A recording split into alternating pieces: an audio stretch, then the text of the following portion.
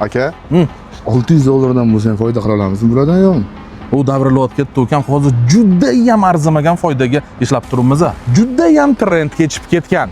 Bugun sotuvimizda Hyundai Creta, Depal S07 va Kia Sonet.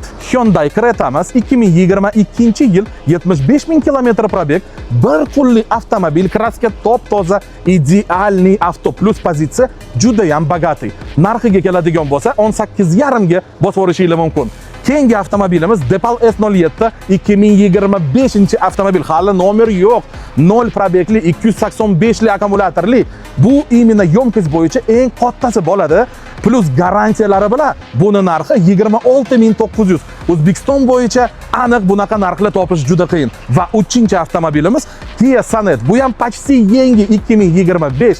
Atigi 4000 kilometr yurgan eng full pozitsiya, prestij deyiladi. Luki bor, abduflar bor, besключевой dostuplar bor, bespроводной zaryadkalar, hammasi tayyor как положено.